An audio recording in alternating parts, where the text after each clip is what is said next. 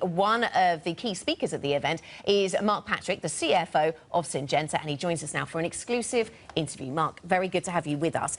So you've already been at part of this sustainability event. What's the message that you're bringing from Syngenta? Well, good morning and great. All views are actually critically important.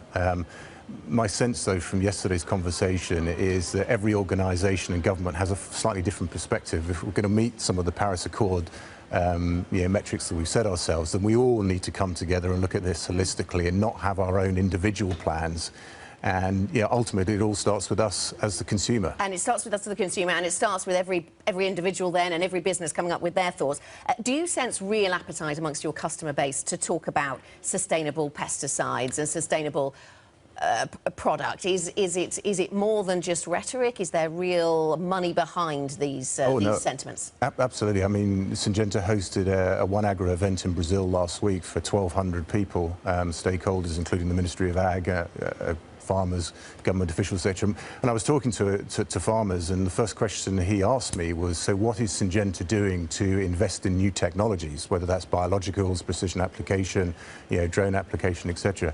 For them, it is increasingly important, given the challenges they now face, to have tools in the toolbox that enables them to maximise the return on their fields, but doing it in an environmentally sustainable way and actually meeting the criteria that the consumer, wherever it is in the world, actually wants. So, and talking about sustainability throws up the topic of weather events. We're seeing quite a lot of wet weather in North America for this time of year, the Western Hemisphere agricultural season. How is that developing? How much do you expect to go unplanted in North America? How does that have an impact on your business? Yeah, I mean, the US situation is very, very acute. I was there, 3 weeks ago, and I was actually with farmers in the Midwest, and they are, saying to me, I'm a fifth-generation farmer.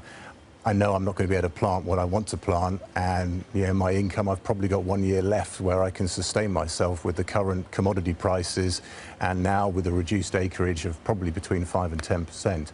They are feeling very, very pressurized at a time when also, obviously, the trade dispute between China and the US is going on. So, the US market is very challenged. Europe's going okay. Obviously, the second half of the year with Latin America, they can make up a lot of the shortfall. So the trade rhetoric between the US and China clearly impacts some of your customers. How does it impact your business then? Well, certainly. Farmers will look at the technology and the cost to protect their crops, etc., and their businesses. So ultimately, they'll look at their return on investment and say, am I going to trade up to the best technology, or am I going to make do with last year's technology? So, there's a very, couple that with less acres, you've got a very acute pressure going on at the moment. So is the trade war driving a lack of investment, do you think? Potentially, yes.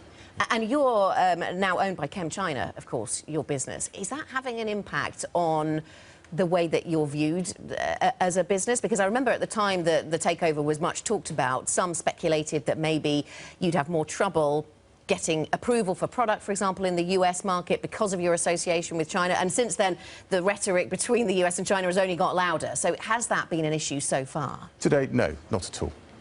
We haven't. I mean, at the end of the day, the US farmer is probably the most sophisticated in the world, and they will use the best technology they can from whichever company is going to provide it. So, to date, we've seen little to no impact from being owned by ChemChina, and despite obviously the trade dispute that's ongoing at the moment. So, we hope that continues. We still believe we have some of the best technology in the industry, and we position it so that it helps farmers meet the challenges that they have today and tomorrow. And many of your rivals, of course, whether that's Bayer and Monsanto, the other acquisitions and spin-offs and all kinds of other transactions that are taking place in the market, it's a busy time. Others may be distracted. Is it proving to be a good time for you to go about hiring talent or doing other deals as others focus elsewhere? Yeah, very much so. I mean, 2018 was a successful year for Syngenta. In both of our business, crop protection and seeds, we grew our market share quite considerably, which is extremely encouraging. And the war for talent is no different in my industry than any other, and certainly the distraction and the uncertainty that these big M&A transactions have had has given us a terrific opportunity to recruit some quality people. Interestingly, though, one of the first questions they ask is around our sustainability and what Syngenta stands for when it comes to producing crops. And that reinforces those thoughts then. Mark, thank you very much. Thanks for joining us. Good to have you with us. Mark Patrick, the CFO of Syngenta, speaking to us exclusively here for the Sustainability Summit at Bloomberg's offices in London.